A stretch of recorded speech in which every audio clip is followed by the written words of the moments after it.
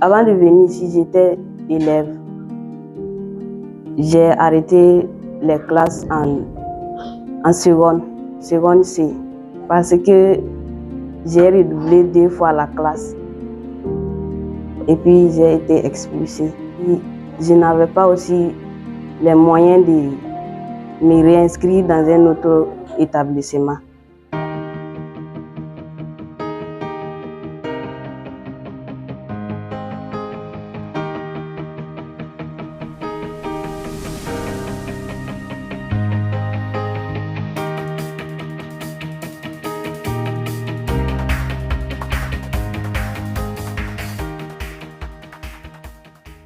Voici mon message, un récital qui a pour titre « La formation professionnelle des jeunes filles ».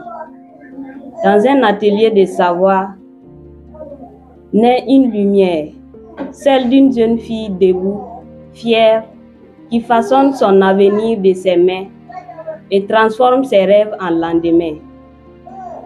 La formation n'est pas qu'un simple semer, c'est une clé, un pouvoir, un destin.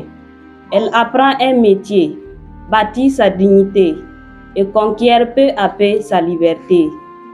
Qu'elle soit couturière, mécanicienne ou informaticienne, ses talents brillants, riches et pleins, elle prouve au monde avec courage et passion que rien n'est impossible à qui a vocation. Dans chaque geste appris, dans chaque outil maîtrisé, se cache une femme prête à avancer, indépendante, forte et engagée, capable de créer, d'innover, de diriger. La société grandit quand elle s'élève, quand elle lui donne les moyens de ses rêves. Dans un avenir qu'ensemble nous pouvons bâtir, alors soutenons ses rêves, son apprentissage. Valorisons ses choix, son courage, car former une jeune fille, c'est investir. Une jeune fille bien formée aujourd'hui est une nation plus forte demain, oui.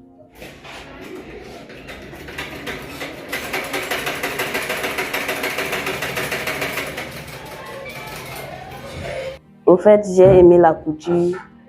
J'aime aussi me battre pour avoir mes propres sous de mes sueurs.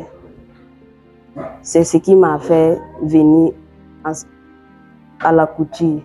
Avant de venir ici, j'étais élève. J'ai arrêté les classes en seconde C, parce que j'ai redoublé 2 fois la classe. Et puis j'ai été expulsée. Et puis je n'avais pas aussi les moyens de me réinscrire dans un autre établissement. Je n'ai pas baissé les bras. Je crois que si je me donne réellement, ça pourrait aller demain.